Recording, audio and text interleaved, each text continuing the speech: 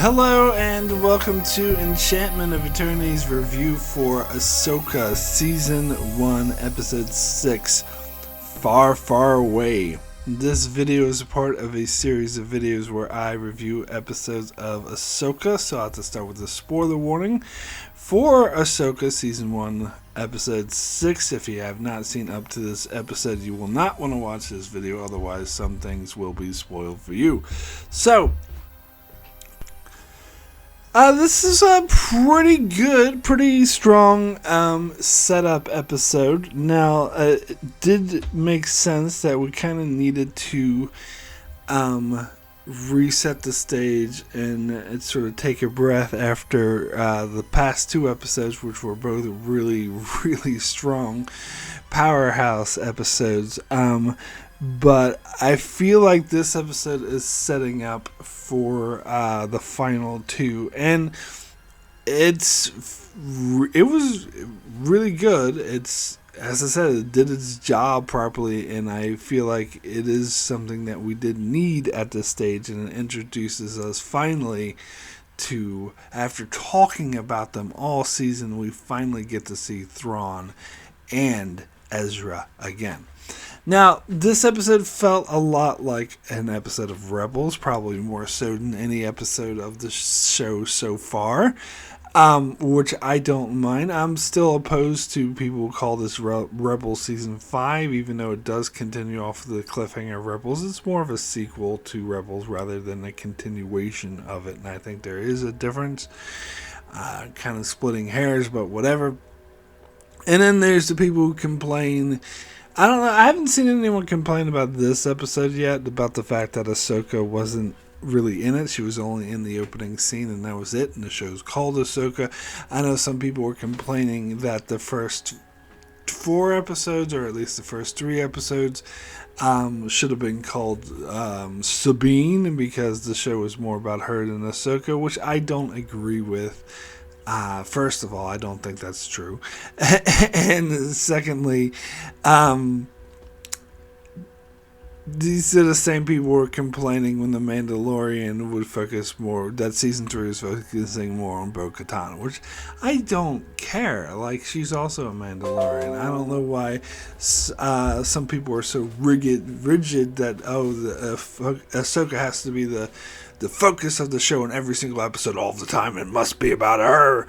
And the same thing, about The Mandalorian or whatever, which I don't agree with. Now, I do agree with that crap they did with the Book of Boba Fett by all of a sudden having Din Djarin take over his show for no reason for an entire episode was really weird. So I will agree with that was going too far. But even like what they did in The Mandalorian Season 3 with having an entire episode about that one dude back on Coruscant, like, that was fine too. That was interesting. I think it's dynamic storytelling. You don't always have to like follow around the main character desperately every single time just because the show's named after them. Now, as I said, I haven't heard anyone complain about this episode. In fact, I did hear someone say that this episode did it better than those other shows. So, but just for me in general, like, I don't mind if they switch focus at all. And as I said, I think we needed this, and it's interesting because, and it makes sense that because for the plot, because Ahsoka left after, well after the Sabine and the other bad guys left, so it makes sense that they would get there first, and that they would have some time in this galaxy before Ahsoka arrived. I don't think we needed to keep cutting back to seeing Ahsoka on the ship talking to Hugh Young, telling stories, or Hugh Yang, whatever his name is, telling stories about ancient galaxies. That would have been unnecessary. So it was definitely more interesting of what was going on on the planet in the other galaxy, and they hint at a lot of things, and again they ramp up the intrigue of it. And I gotta say, I love Thrawn, particularly seeing the actor who voiced him now portray him in live action, and it feels just like him. It's such a very really good portrayal. The one thing I will say, and this is funny, maybe I'm just an oddball. I guess I'm just different than everyone else because a lot of people complain about de-aging. Like, people want ape shit over de-aging Luke Skywalker. I never had an issue with it. I was always perfectly okay with the de-aging Luke Skywalker. And then some people complain about the de-aging recently with Anakin, and I was also fine with that. That actually, I thought it was really good in Episode 5. So, I never have an issue. Even in Rogue One with Princess Leia, everyone was going nuts, and I don't really have an issue with that. But the Thrawn seemed a bit weird. I didn't really like. I don't know if they tried to digitally enhance him, if it was just the makeup, but the blueness of him seemed kind of fake some way in his eyes. I don't know. I didn't really come off as, and I just came off as wrong to my mind. Whereas the de-aging stuff is perfectly okay with me. So I guess, as I said, I guess I'm weird because I haven't heard anyone else complaining about the way Thrawn looked. But other than that, like the way he behaved and the way he acted, I absolutely loved. And again, it's a very minor complaint. But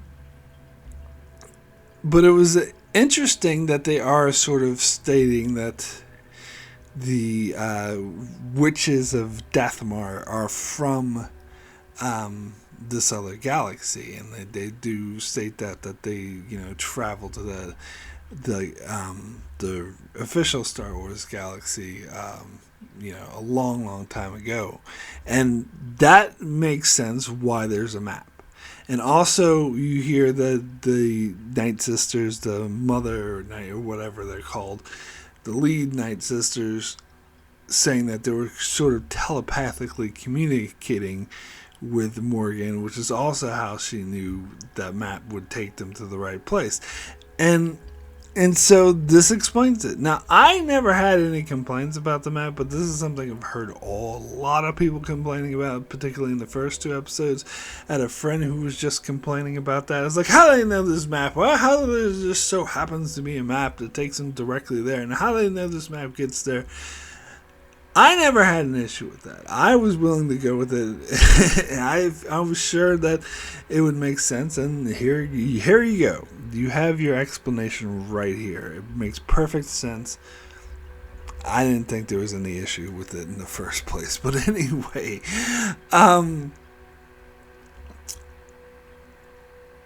so it's interesting getting the Night Sisters and the history of them, and that there's more of them in this other galaxy, and I don't know if we're going to get more of this galaxy other than just this one planet. It is kind of hinted at that Thrawn has been, engaged in battle, like, for the past 10 years, that he's not been faring too well, so there's got to be some indigenous power of this galaxy. Although perhaps not, because we only have 2 episodes left, so I don't know how much detail we can really go on to. But they're definitely hinting at something about this planet being special and unique, particularly with Balin, where it's very clear that he seeks something more than just Thrawn. That his purpose wasn't to bring Thrawn back. That just seemed to be, he didn't really care about that one way or another. He seems to have a deeper purpose, and he even talks about training his apprentice for a greater purpose, and that they're going to serve this great purpose. And then he talked about how there's a cycle of repeating, that everything just repeats itself, over and over again throughout time. Like the Jedi fall, then the Empire falls, then and then it's just a cycle that keeps repeating, and that he wants to break the cycle. Now, my first thought on him saying that was he's going to destroy the galaxy or somehow. He's just going to wipe out all life. Because I've seen so many like movies and shows where the villain was like, oh, that's their solution to solving everything, is just wipe out life and then start again with a whole new people. It's like a James Bond villain thing. But I don't know if that's what he's getting at. Maybe that's not what he's getting at. But that was the first thing that came to me. But yeah, so this is intriguing. This is why I say it's a really good setup episode, because they're getting more into Balin's motivation, but they haven't really explained it yet. So it's still remains to be seen exactly what it is that he wants to accomplish. Now, we do know what Thrawn wants to accomplish. He just wants to get back to the other galaxy to reinvigorate the Empire and start the Empire again. So it's interesting.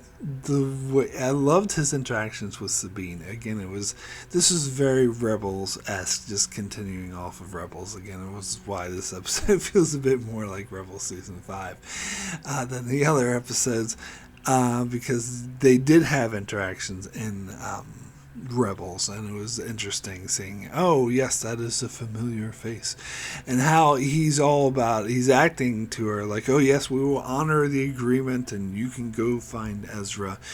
But it turns out that, and at least it's implied, that he was unable to find Ezra himself, and so he's sending Sabine to find him because that's someone he would want to see, so she would have a lot bigger chance of finding him.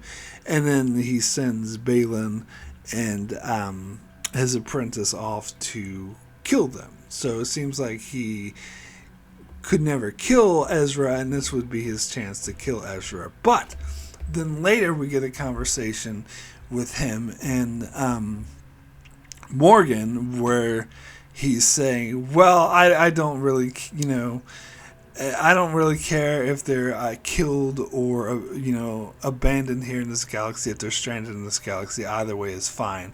And the same could be said for your mercenaries. So it's kind of, and you do get the hint that Thrawn didn't really like Balin when they first met. Even though Balin said, he's no longer a Jedi, Thrawn was just like, oh yes, I've heard that before or seen that before. And so Thrawn's kind of sent Balin and his apprentice off to kill them because he wants to leave them behind as well. Or if, Ezra and Sabine happen to kill them, that's all good too. So he basically doesn't care about any of them and just wants them away. And that's the impression I got. And that he's just going to take off and go back to the other galaxy while they're all fighting or whatever. And I did have that sense during the scenes with Balin out looking for Ezra and Sabine, and the ones with Ezra Sabine, that of sort of having a sense of tension, a sense of dread, because hey, they're just gonna abandon you all. They're gonna go take off whenever they're ready. They're not gonna wait for you because they don't care about you. So that was interesting, but apparently Balin doesn't really care about getting back to the other galaxy. He has there's something about this planet that's kind of implied that Morgan and Thrawn don't care about, that he does. Something that they just want to get away from, but he's talking like this planet is where everything can change. So what is that? What's going on? I'm really curious. It's a good hook. Really curious to see what it is. So the stuff with Sabine was interesting. I thought it was interesting how they were pretending to honor their agreement, and they gave Sabine that little wolf mount, which was ended up being cute, and there was like die well and sent her off, and and this whole sequence with her and that wolf was very Star Wars esque.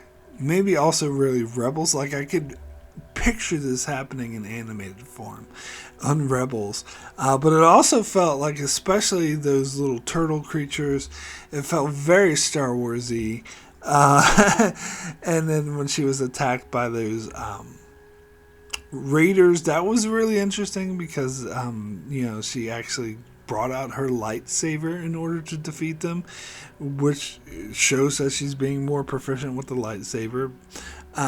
Because just using the blasters didn't work. It wasn't until she brought out the lightsabers that she was able to defeat them. So that was interesting. But then she held a grudge against her wolf thingy for leaving. It was like, don't you abandon, if you abandon me again. That was kind of funny. But I guess it also goes to show her the feeling of just how sort of immature she is still in her feeling of abandonment, because Ezra left her and Ahsoka left her, so she's a bit sensitive about being abandoned. But then she meets up with those turtle things, and they lead her straight to Ezra. And some people are comparing this to the Ewoks. I definitely see that. That didn't come to my mind personally, but it does. I do see the similarities. But I just think of it makes perfect sense that Ezra would commune with these, animal type creatures, because that was always his specialty.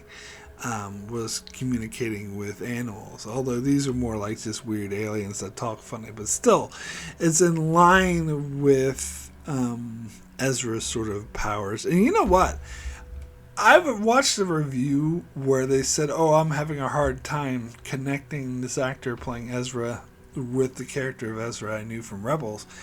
I have the exact opposite reaction. I actually at first thought, is that the same voice actor? Because it sounds just like Ezra. Of course, I know intellectually that it's not, that they recast the actor just like they did for Sabine and Ahsoka. But it sounded just like him. I think he captured the essence of Ezra perfectly. Particularly when he saw Sabine standing there and just I can't remember exactly what he said, but he just made some sarcastic comment. It was like, "Oh, you finally come here, or what are you doing here?" or something like that. Instead of going, "Oh, Sabine," and hugging her, going crazy, or go, "Oh, it's you! Oh my God!" Instead of that, he just makes some sly, sarcastic comment, which is dead on Ezra. That is exactly in keeping with Ezra's character. But of course, they do sort of hug, and after that, and now Sabine kind of withholds some information. She does when he's like, "Oh, so how'd you get here?" She's like, "I don't want to talk about that right now. I just want to enjoy being with you." And she also doesn't, when he mentions, "Oh yeah, that's all good when we'll get back." And you see the look on her face. "Yeah, get back, sure." Knowing that she doesn't have a way to get back.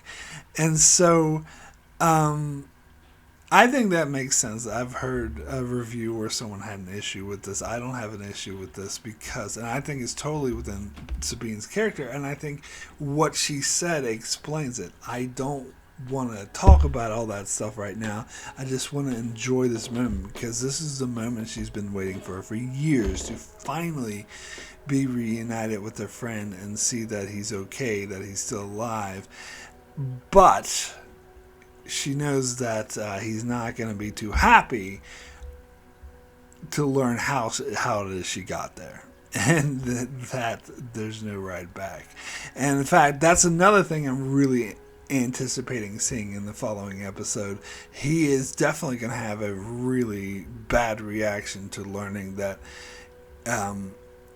in order to come here, she let the people who are going to be thrown back to the galaxy to recreate the Empire. Although I did like how Um, in this episode, he was like, I can't remember exactly what he said, but he was like, everything was okay after I left, or everything got better after I left. And he's like, it did, didn't it? And she's like, yes, because he would know, because he left with the Purgle, and at this stage, the Empire was still subjugating Lothal, and for that matter, the Empire was still around, where it's not anymore. And so that's something that it would be interesting to see Sabine explain to Ezra, although I get the feeling it's going to happen off screen.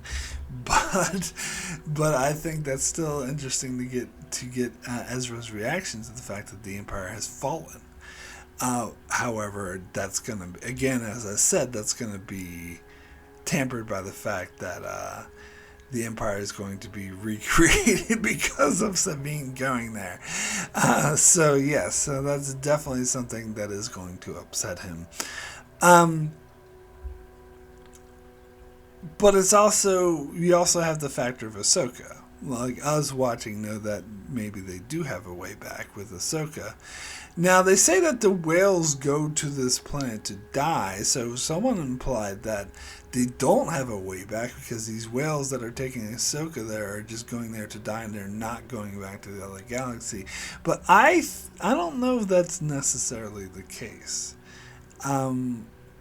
I mean, do they only go there when they're about to die? Because there's a whole bunch of whales with them of all different shapes and sizes.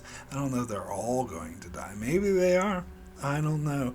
If that is the case, and it seems like the only way back would be to hitch a ride on that ship, on Morgan's ship. So we shall see how that plays out. But Ahsoka showing up is definitely going to shake things up. And another thing I'm very much looking forward to. Now, the Night Sisters use their force abilities or witch powers or whatever to sense that Ahsoka was on their way. And again, this is a good portrayal of Thrawn, consistent with how great of a villain he is and how wise and thoughtful he is, that, Morgan was like, oh, Baylan told me he killed Ahsoka, so she's dead, don't worry about her. And he's like, no, I would not discount her. I'm going to assume she's alive and she's on the one on the way. And he's right, and we know he's right, but it just shows how intelligent he is, and that he doesn't take things for granted. He's not just a stupid villain. But speaking outside of in the universe, going a bit meta now for a second, there's only 2 episodes left, so I think it's very unlikely that they're going to resolve everything in these 2 episodes. I think there are going to be stuff left over for other shows. Now, I think I heard somewhere that Ahsoka was just going to have 1 season, which I hope isn't true. I would love another season of Ahsoka, but that could carry on in Mandalorian season 4, and then I think there was another show they were going to do that was going to be connected to this as well. And then, of course, the Dave Filoni movie, which a lot of people are guessing that Thrawn will be the big bad of that movie, which I think makes a lot of sense. And if that's the case, then most likely this show's going to end with Thrawn being back in our galaxy, recreating the Empire. So I don't think they're going to stop him. But again, that's sort of reaching outside of the universe stuff. But I do get the sense that that they're gonna leave us with a little cliffhanger at the end of this show. But that's just me. I'm still really loving this show so far. So my rating for Far Away out of 10 is an 8. Extremely good. As I said, not one of the best episodes of the show, but not every episode has to be. It was still a strong link in the chain. It had some great moments, like we get to see Ezra again. We get to see Thrawn, and his portrayal was pretty awesome. And we get more insight into Baylan's motivation. But most of all, it is intriguing and setting up. It's a great setup episode. It's really hooking me is really getting me to know how is Ezra going to react when he learns what Sabine did, what's going to happen when Ahsoka finally gets there, what is Baylan's main motivation, and how is that going to play into everything. All this very fascinating, makes me really, really desperately wanting to see the rest of the show. So yeah, still really loving what they're doing. So that's it for my review of Far, Far Away. I shall be back next week to cover the next episode of Ahsoka, or next couple episodes in the following weeks. Also covering Lower Decks, Star Trek Lower Decks every week. In other Star Trek videos, I like covering Star Trek Next Generation Season 1 at the moment, and covering many more videos as well, so be sure to subscribe so you can keep up with all of that, and thanks a lot for watching.